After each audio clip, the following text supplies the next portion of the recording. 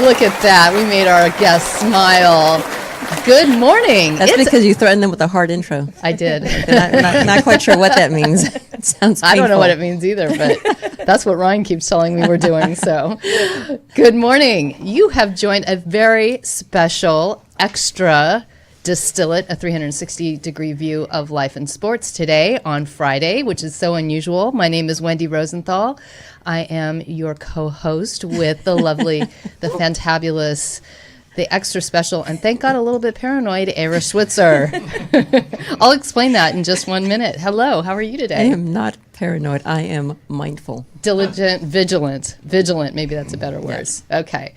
We are here today for a special Distill It because we have two amazing guests. We've talked about these two before, and we've actually had one of them in studio in the past, and we are so grateful that they were able to join us up from Orange County, which is why we had to do a little bit of different scheduling, which I know it sounds like Orange County is like 4 hours by plane away, but in LA, you realize it could be.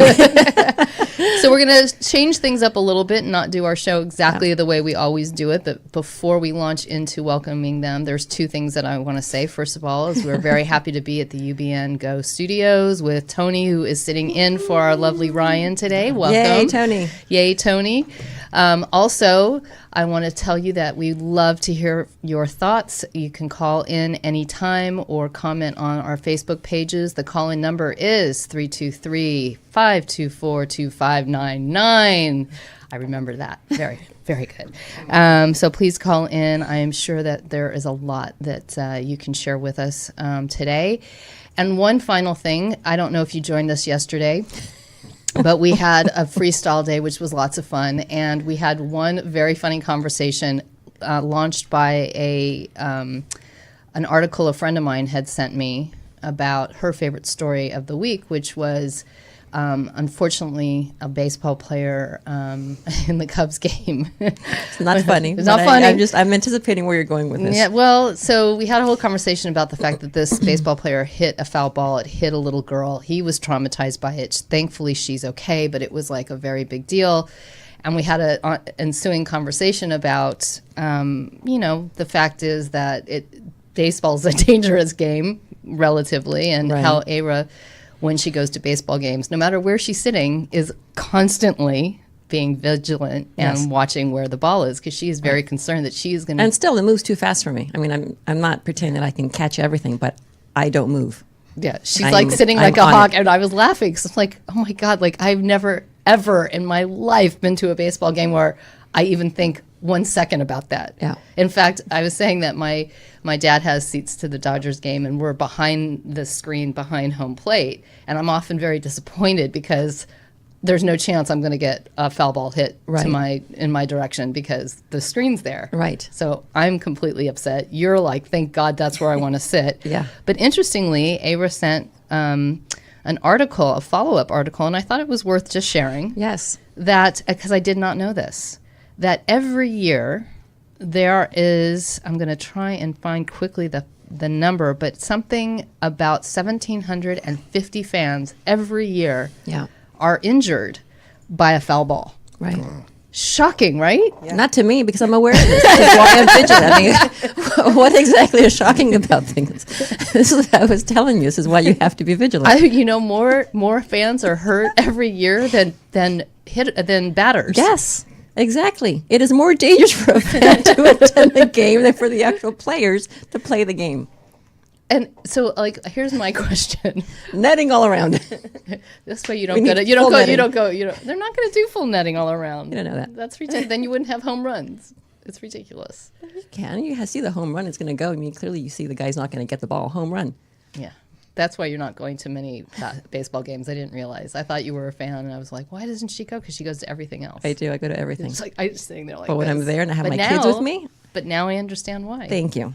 Now I understand Thank why. you. So I won't. Not that I needed your validation, but thank you. And we'll continue being vigilant. Thank you for following. Listen, I got to tell you, I'm actually thinking of not going to a baseball game unless you're with me after this. Exactly. After knowing these things. I provide comfort, safety, security. Constant. Except, yes. You're welcome. On to our guests who are looking at us like, what the heck are they talking about? Anyway, we had the great pleasure, and we talked about it on the show a few weeks ago, to to go down to Orange County at the invitation of our guests to see the new facilities. It's I don't want to call it a club. It's a gym. It's whatever. We'll let them explain it. We're not here to talk specifically about it, but it is a place called All for Health and Wellness. Mm-hmm. And it was an amazing experience. We shared it. I won't go back. We won't pull up the pictures because we looked really silly, or at least I did.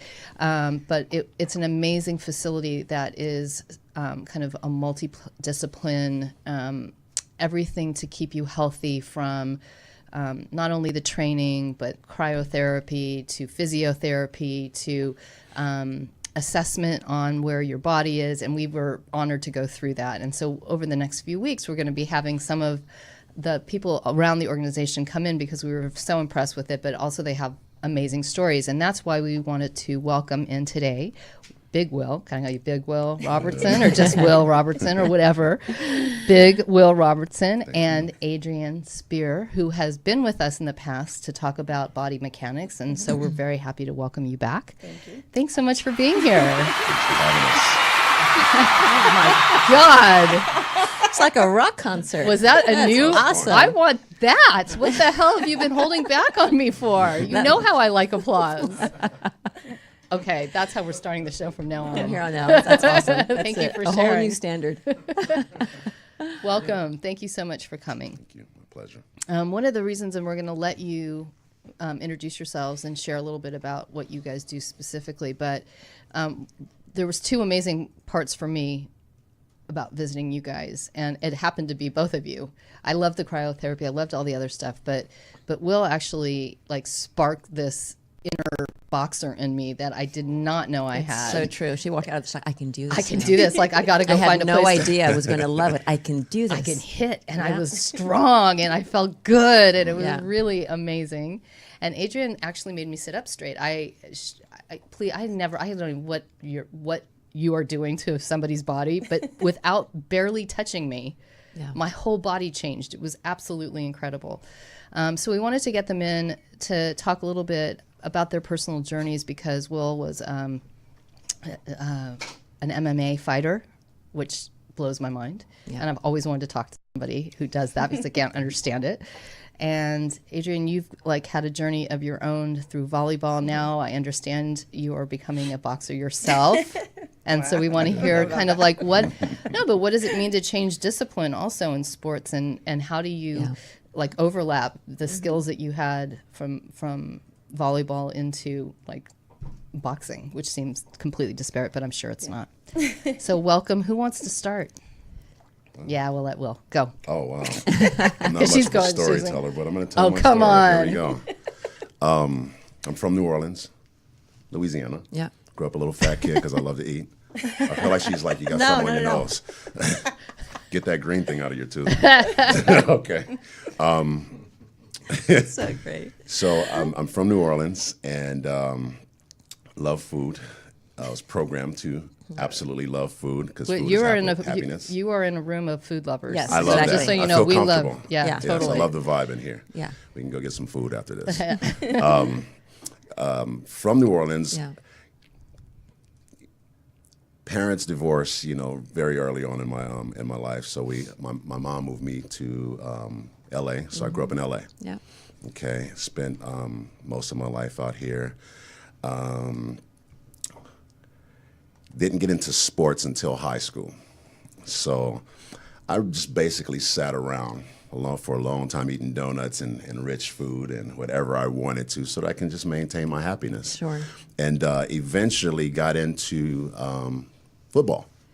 Okay, so football, high school came around, got into football, excelled at it pretty fast. I had an inner athlete that was in there, but just never applied it. Yep. So once I, started moving around, it just immediately came out.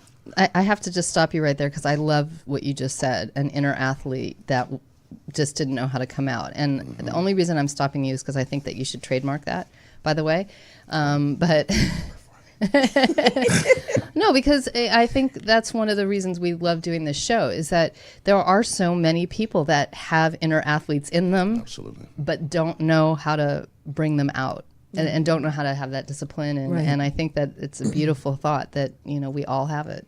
within us, Absolutely. you know. Yeah, it was in there. And the moment I started moving, I mean, I didn't like it immediately. You know, it's hard. It's hard work. You know, you go to Hell Week, 2 weeks. I don't know why they call it Hell Week, but 2 days. Because Hell Fortnite doesn't sound nearly as good. This is true, right? And how did you pick football? Why that It sport? was just something. I mean, it was aggressive. You get the full contact. You get to be a man. Right. I was a chubby kid that didn't do anything, but I wanted to become manly. Sure. Started lifting weights. Some things happened in my life that got me wanting to lift weights and have some kind of discipline. Yeah. And once I started feeling stronger, I'm like, look, I'm gonna do this. I signed up for football. The first year I was a freshman. Went out for about a week and quit because it was too hard, way too hard. So I took off a year, did some shot put, track and field, started working out and doing my thing and conditioning. And by the next year, I was ready to go. Sure. So my sophomore year, got into it, excelled, started, and that was it.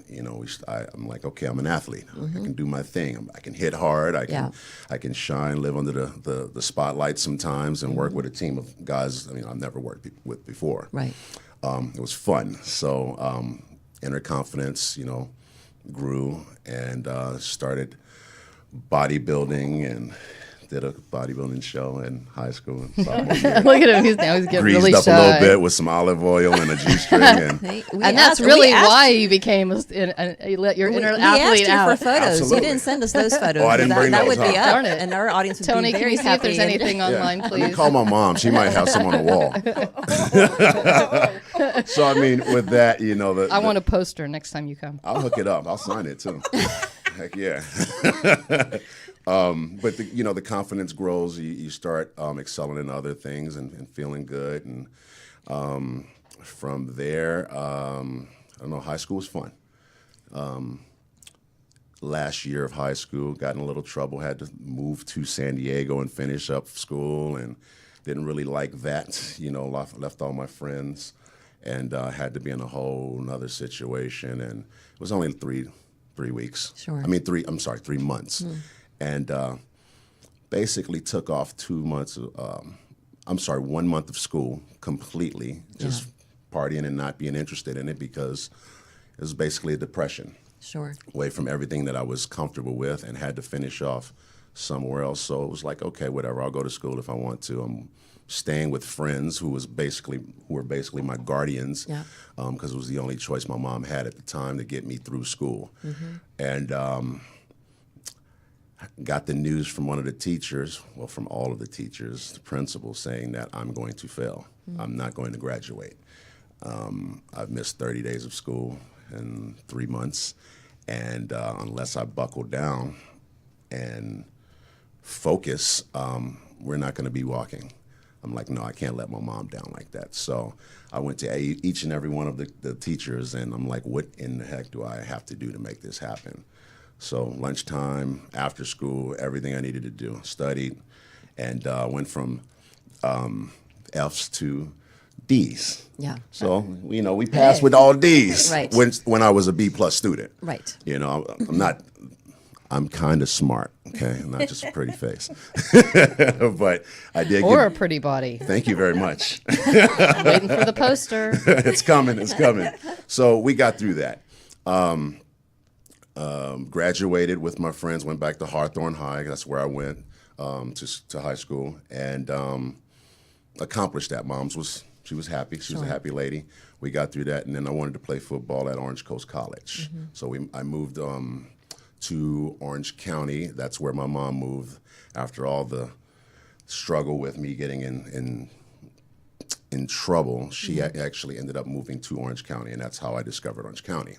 And you've never left. And I never left. I didn't like it at first. It was very slow compared to the LA life. Yeah. That's what I was used to. Yeah. So finally just gave it a go. Went to Orange Coast College, signed up for football, got through that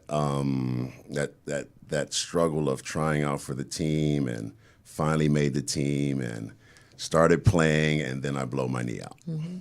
And that was horrible, because I put in a lot of work to get back into shape and make that happen. And that was it. I mean, I didn't necessarily, to be honest, go to school for school. I went to play football Right. at the time. Yeah. You know, it was something I was good at, and blew the knee out. Went through a serious depression again, and quit school.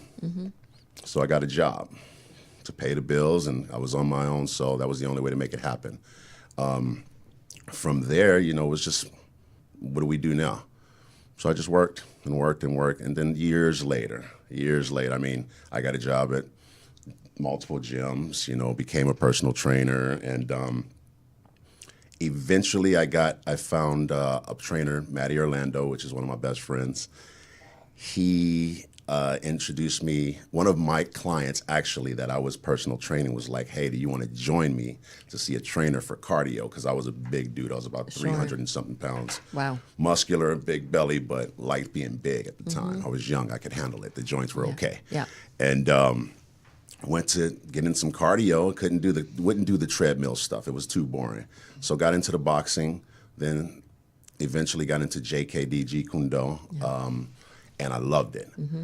And it was something that I could actually learn, but then apply immediately. So something like that, it's like, okay, you study, and then you go hit somebody, and it's like, whoa, that worked.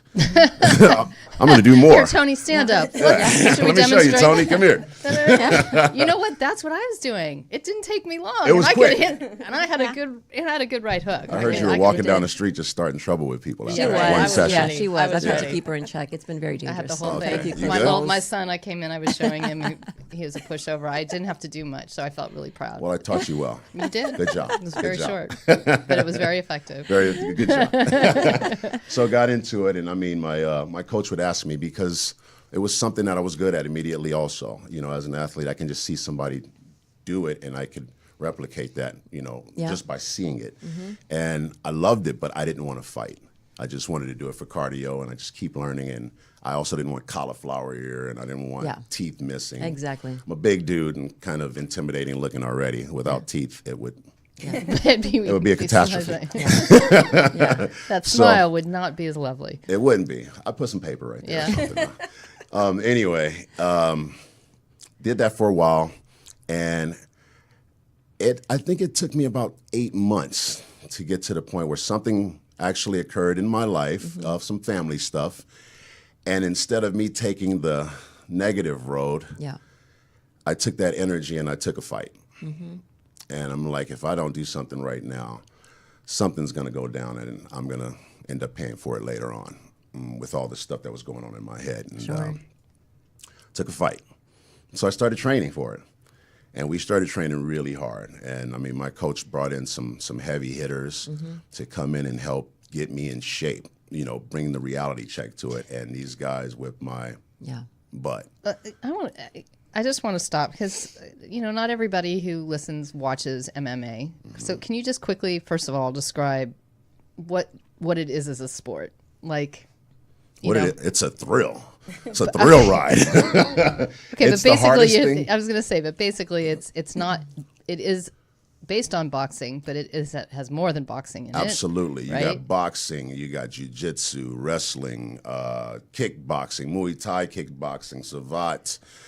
There's all sorts of variation of disciplines that's involved. And you just take it all and you go to the ground. With no gloves. Well, you have gloves. But they're just light. enough, They're not like... just enough to protect your knuckles. Right. Yeah, So 2 to it's- 4 ounce gloves. So it's not like boxing gloves where you have like a lot of protection on your hand. No. It's lovely. And the rules are very, I'll say, looser in terms of where you can hit and how you can hit, correct? Yeah, no hitting in the back of the head, no eye gouging, no, fish hooking, stuff, no kicking in the, the areas. Yeah.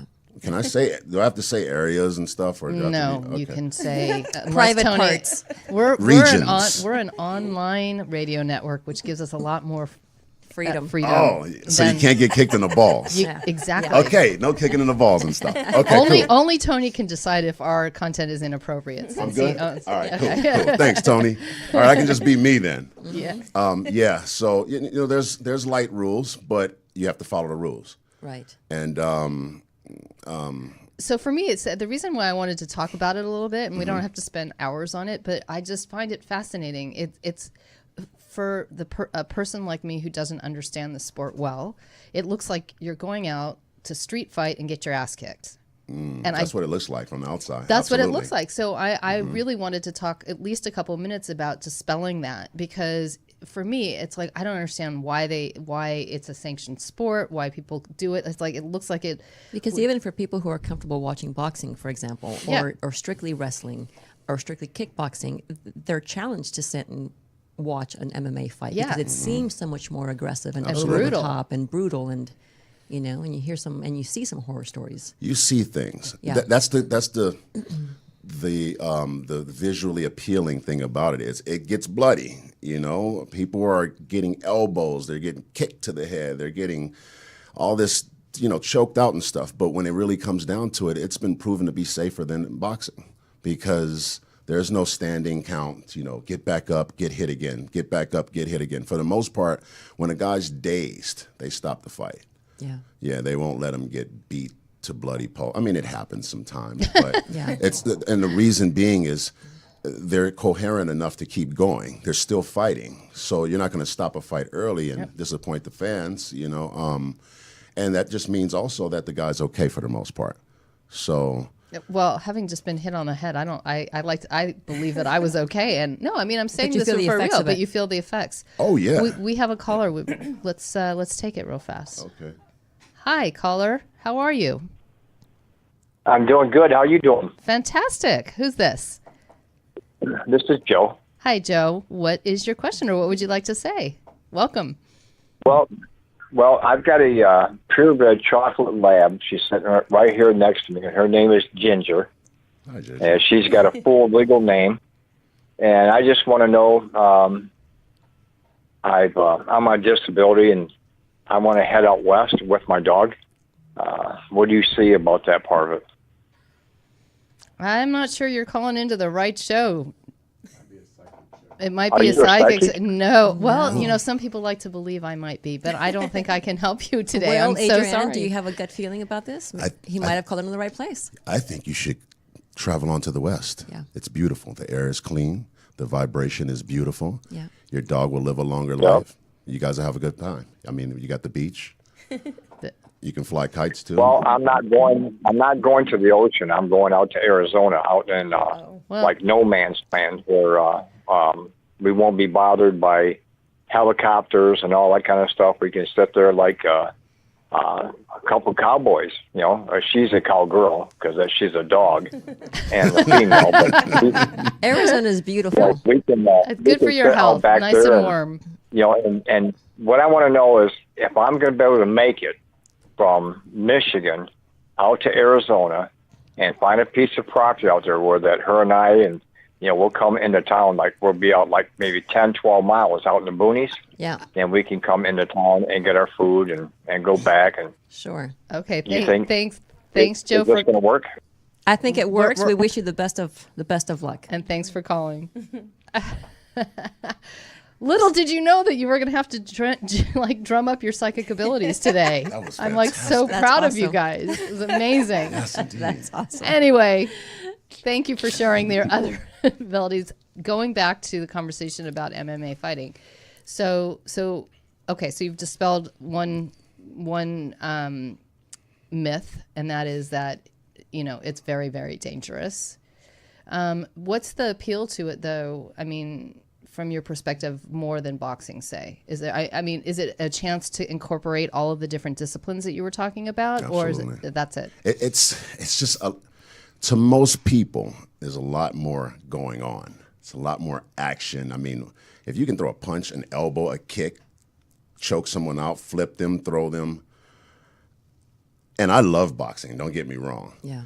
I would much rather watch. I mean, it's a lot closer to watching an action show, an action movie, than boxing is. Sure. Yeah. So I think that's definitely what it is. And is the mindset development different? Because it sounds like, at least from what you explained, it sounds like there was a real shift in terms of how you were able to approach life. You talked about earlier episodes in life when you were playing football and so forth, and then something happened and you went into a deep depression.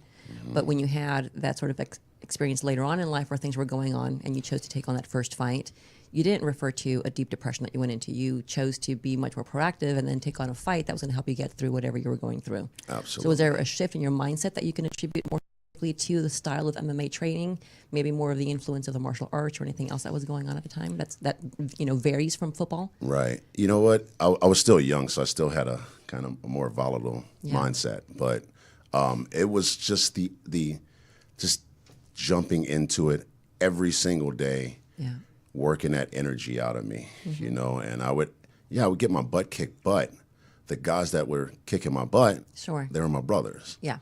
And they were there to help me. You know, it wasn't like it was full of ego. It was camaraderie, very great vibes, and it also opened my eyes too to the majority of the guys that are in MMA, at least the ones that I've come across, very gentle people, very cool guys, like to laugh, hang out, help each other out. Right. You just felt like you had a connection, no matter where you went. Sure. So, yeah. So how did you do in your first fight? I won my first fight. Wow. And then thought, I want to do this again or no? You know what? The first fight was the hardest thing I ever did in my life. So football was tough. But fighting in King of the Cage is what I fought in the rain, against a big Samoan man. It was the toughest thing I ever did in life. Right. I wasn't expecting the rain and the slippery surface, getting up, falling down, getting punched, falling down, getting back up with another man on top, flipping him over.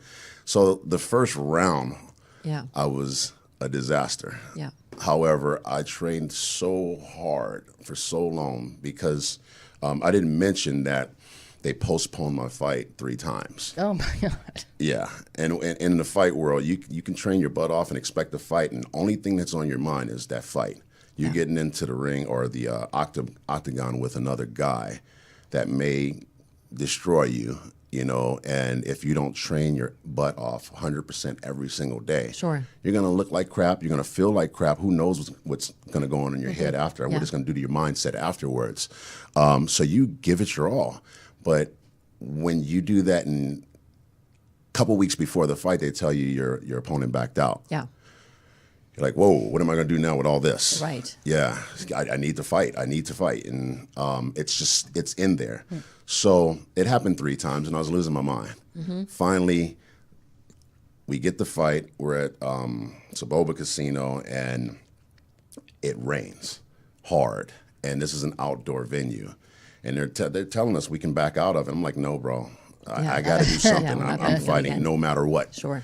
And we get in there, and it happens. And we're slipping and sliding, and it's like, you know what? No matter what, I got to win this fight. Right. There is no choice at this point. And I went in there and did my thing, and it was up, down, and I came out the winner. Mouthpiece wasn't even in my mouth, and I'm just kneeing. And I'm like, bro, go down. But like I said, he's a big Samoan cat. He wouldn't go down. Finally, the ref stops it, and that was it. I'm having an asthma attack while I'm fighting. Oh, my gosh. But, when you got that drive, when you got that lion that just needs to just unleash, it just goes. Yeah. And then you deal with it later on. Sure. Yeah. So that's what happened. I won my first fight, and it was a huge learning experience. It was glorious. It was the closest thing to football I could find. I couldn't find anything else that compared to the competitive nature, the warriorness of football. And then when MMA came about, I was like, I dig this. I dig it. Yeah. Is all of it something familiar to you in terms of your journey towards your first fight? A little bit. Yeah. But you're doing boxing, not MMA. Right. Okay. Yeah. So how did that come about? Because last look at this. He's like, finally somebody's the lights off me. It's now on Adrianne. Last time you were joining us, you were telling us about. I don't know if you're still coaching volleyball, but you were okay. So you're a volleyball player, a volleyball coach. How do you make a transition? Like, actually, I could kind of see, like some of those, A little bit, yeah. Yeah. Digs, drive. Bad. You know, Yeah. I had lost a lot of weight about 3 years ago, dropped about 70 pounds, and I did it without exercising, just on a specific detox diet. Yeah. I don't know, I just struggled, even though I've been an athlete my entire life, I struggled with going back to the gym and wanting to actually do it on my own. Like, it just wasn't motivating for me. It was when I was younger, but it was nothing going in and lifting weights motivate. Like, What if changed somebody's for you? not there, Right. telling me what to do, Yeah. I'm just not going to go Not do going it. to do it. Okay. No, listen, I want to point this out because Eira knows she's always in the gym, and I don't see that ever stopping, and I think it's amazing. But she knows, even like when we travel together, I'll pack my stuff because I do want to get in, and then I just can't. And I've found as I've gotten older, it's much harder to like motivate unless there is, somebody with you, or there's something that you're really striving to. And it's, so I'm curious to hear that you had that similar experience, even though you were an athlete for your whole life. Right. And my career as a massage therapist, it's very physical. Right. So I felt like, I'm getting exercise in doing this, but It's not quite the same. I was, So I don't know. We wake up one day, I'm just like, look, I'm tired. I know I've lost this weight, but I'm tired of looking kind of like I was. I want to be more fit looking. I want, more muscle tone, all of the stuff back that I had when I was playing volleyball. Yeah. But I've had the knee issue from my surgery 5 years ago. And I was on Instagram and I'm looking at things and I come across this feed and it's this guy in a park doing mitt work. And I was like, that's cool. Maybe I'd like to punch something. I don't know. Yeah. So I messaged him and he's like, hey, come in for a free workout in Newport Beach. I was like, that's kind of far from home, but I'll do it. Like I missed the first time we were supposed to meet. Because it was like 5 a.m. and I was like, nope, that's not happening. Yeah. And then I ended up meeting you, I think, at 6. That day I spent 2 hours in the gym, and he was just like, dude, you can stay as long as you want. Yeah. I found out that I liked punching things, and it felt good. And I liked What do you do to people? I was going to say, Like, honestly. do you I'm a see shaman. that? Do you see that in someone when they come in? You can say this person's going to really take to it in a way that's going to be unlike the person who just is coming in for a nice workout, get in, get out. She's going to be a fighter, and I can help her get to that place. You spend a few minutes with somebody and you get it. It just kind of clicks. We got along, like no other. And she put in work, and she loved it so much. And for me, if you love it that much, I want to give it to you. Right. There's a lot of people that they're tired, they don't want to learn, they're giggling, they're insecure about it. She's like, I'm an athlete, I want to learn this stuff. Sure. Plus, I came from Timbuktu, so you might as well stay for a few hours if you came exactly. that long, right? Yeah. But yeah, it was a joy, it was a pleasure to actually have her around and train her and give her that much. So from there, yeah. I mean, my knee was getting stronger. Everything around all the muscles around my knee were getting stronger. That was a big concern, though, for me with the kicking and the combat cardio was I just don't know if I can do it without. I had a specific knee brace that was coming. I hadn't gotten it yet. Once I got that on, though, like everything was fine. Things were going okay. And I ended up, he was nice enough to let me come in as much as I wanted to. So I was there 5-6 days a week sometimes. Wow. So to go from not doing anything, just training kids in volleyball and being active in that, but to jump into this and just like it so much that I wanted to be there 6-7 days. I wanted to be there every day. Yeah. I end up having a tournament in Hawaii, and I'm gone for a week, and I'm texting him, there's no gym in this hotel. How is there no gym in this hotel? Well, you had to buy a gym membership to go to 24-hour fitness. Yeah, we don't. When we travel, that's not an option. Gym must be in hotel. Yeah, so, exactly. So I was like, well, I kind of fell into that trap of, I'm in Hawaii. I'm just gonna hang out. We'll walk a lot, all that stuff. I come back, and him and Isaac, the manicorn, as we call him, they're like, you're fighting. And I was like, okay, guys, yeah. I didn't think they were serious, but they were like, no, we're going to actually train you for the next fiasco. I was like, wait, are you guys serious? Did I just say yes to this? So it was supposed to be in April. originally. And as that approached really fast from January, I was just like, I don't know if I'm ready. Like when it got postponed, I was relieved that it got postponed. Unlike June. Will, who was like, damn it, don't postpone my fights. And now it's been rescheduled to when? June 8th. Okay. So it's really coming up. So what's the time frame we're talking about from the moment you first walked in, you start training with Will, and then he just says you're going to fight? Thanksgiving. Okay. Yeah. And then I leave. I trained November, December, January. And then I leave in January for a week, and I come back, and they're like, "Hey, you're gonna fight." I love that. In April, I'm so like, within the course of 6 months, she's like, "That's it." From hanging out with you to in the ring. right, yeah. So the last month and a half, 2 months have been intense. Sure. And 2, 3, sometimes 4 workouts a day. But I learned my lesson when I got a little sick and missed a couple days, and then so it's like you're taking all these steps forward and now I'm falling back. Yeah. So I have to. He's helped me kind of listen to my body a lot more. And not overtrain. Right. Yeah. And how, I mean, again, I keep saying it, is there skills that you're bringing from volleyball into boxing, or is it like totally separate, having to relearn completely new things? It's not totally separate. There's some things that are very similar, but there are some things that I've struggled with too. You have to move your feet quick on the court, but to transfer that to in the ring, it's a little bit, it's different. It's just, I wasn't getting it, and it was hard for me. And probably because I'm older and not as young as I was. Yeah. Some of the movements of ducking, and you would think because you have to stay low constantly in volleyball that it would be easy, but I struggled with some of it. Yeah, I struggled with it for a while. Right. But That's interesting, though. I find it really fascinating because you look at, there's so many athletes that do more than one sport. And in fact, many, doctors and people around sports say it's better, especially for your kids, to be doing multiple sports so that they get different disciplines and their bodies are doing different things. And, so I'm always fascinated by that kind of crossover to what can help in different sports from sport to sport. So it's interesting that there are some things, but not always. Right. Never thought boxing, but no, you never would put the two together. So. No, but it's interesting. Like you're saying, like in volleyball, you have to go low, so it's a similar movement. Yeah.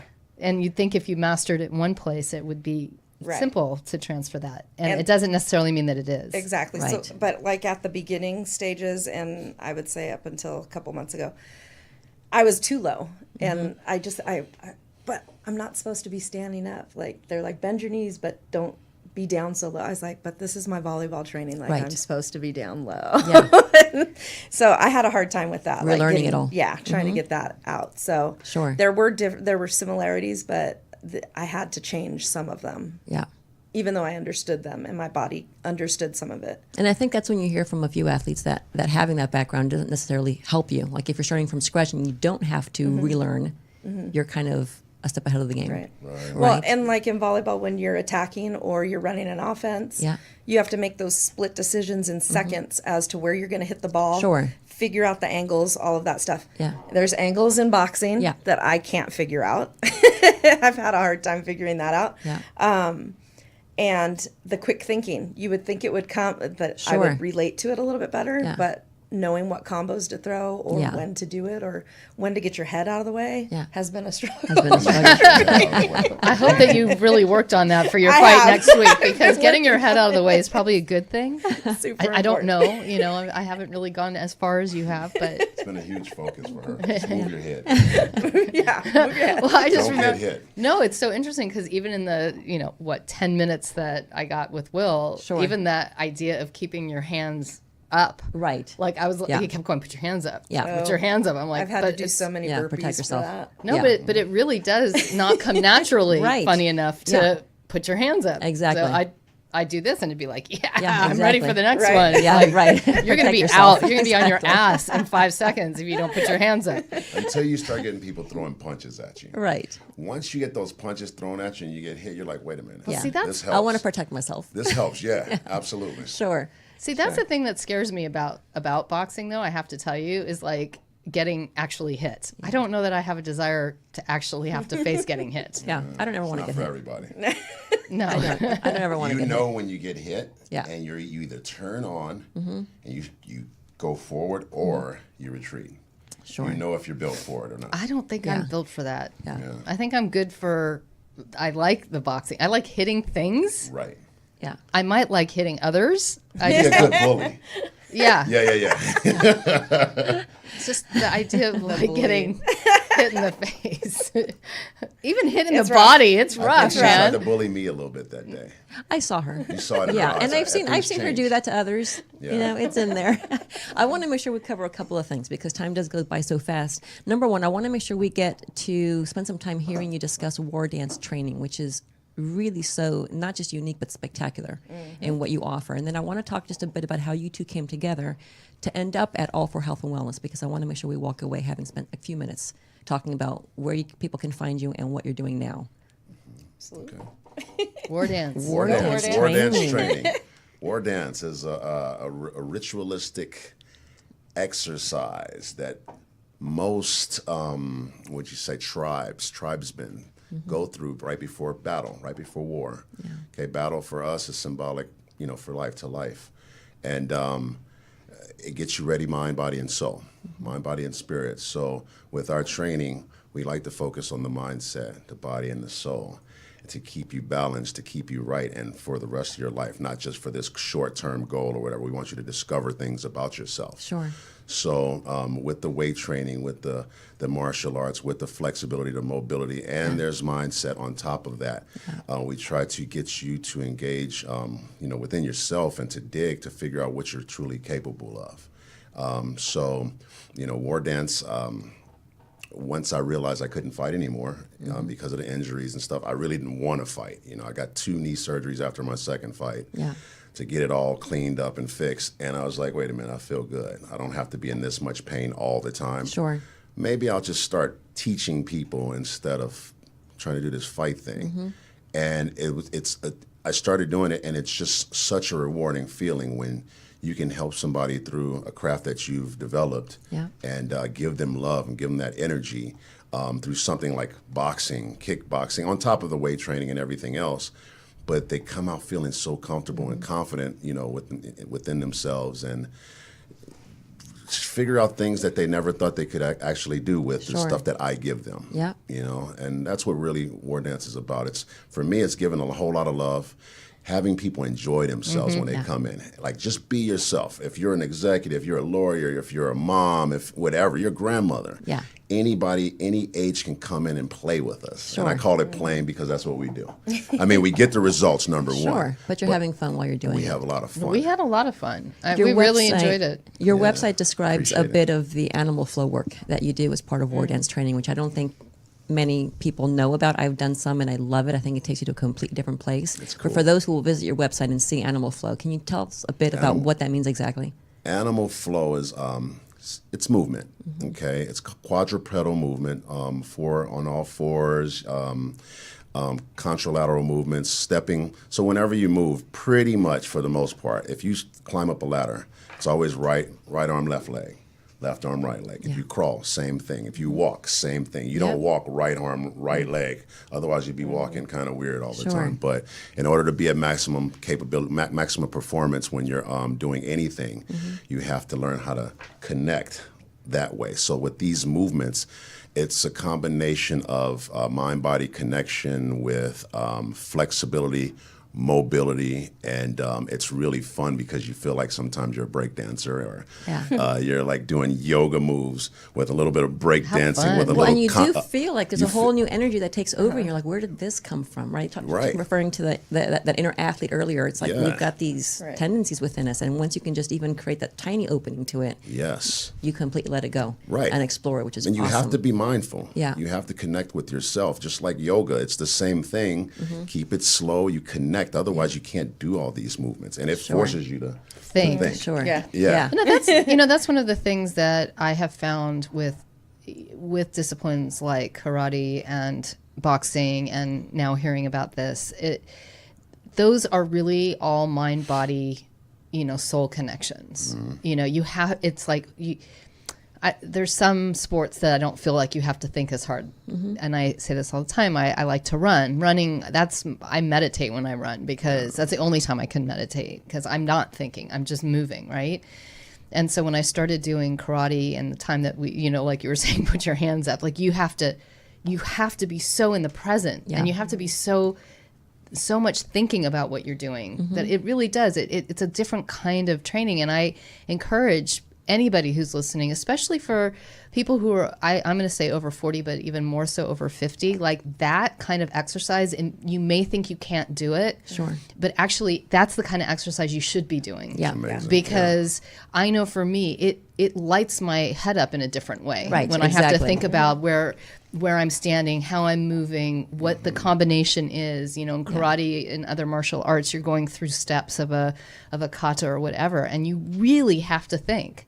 And so, sorry, that was just my little plug, but I really do. I think it's really important, not just yoga or not just Pilates. It's the mind, body, soul exercising that I think is important. And the other thing that's important for us to be mindful of is the amazing work that you do. And you were on our show briefly.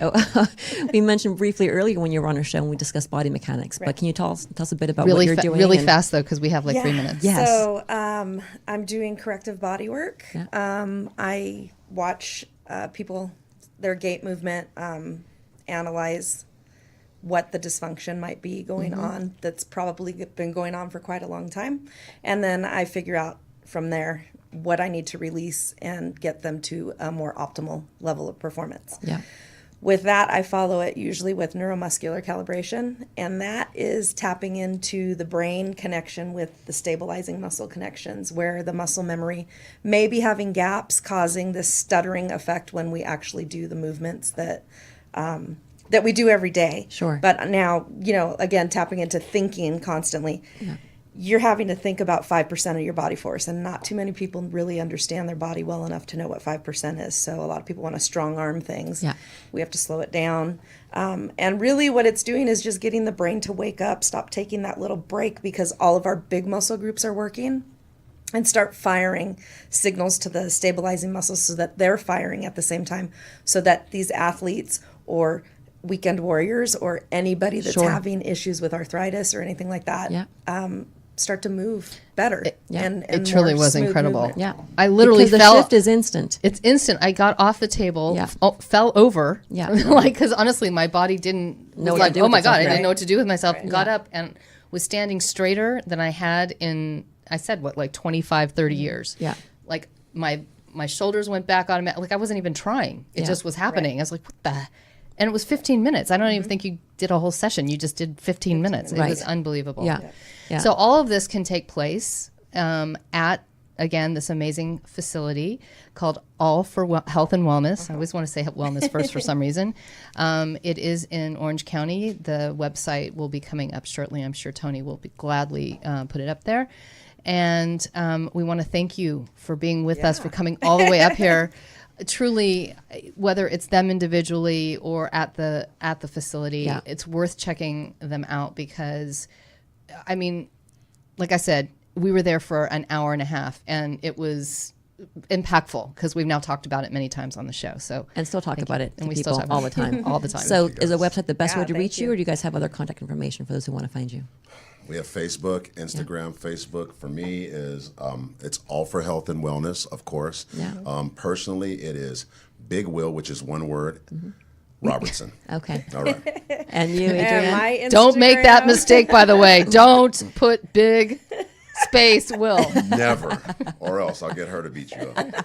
And she'll do it. I'll hit you. Don't hit me. I will hit you. Go ahead. Sorry. My Instagram is Pixie Girls with a Z at the end, and you can contact me, direct message me for appointments, and awesome. Yeah, come Fantastic. in. Thanks everybody for joining us on this special Friday edition of Distill It, a 360-degree view of life and sports. Thank you so much, Tony. You can find us at thedistilleryinc.com, on our Facebook page, The Distillery Inc.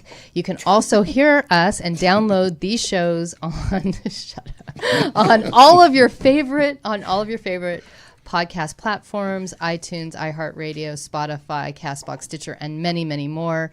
We will see you in 2 weeks' time. Thursday, June 13th, we'll be back with a very special guest as well, former Italian professional soccer player Emanuele Ponzo, who has now transitioned into an amazing professional cooking, catering career, and he's going to come on the show and talk about his whole journey and what he's doing now. Nice. Have a great couple of weeks, everyone. Thank you. I want the concert.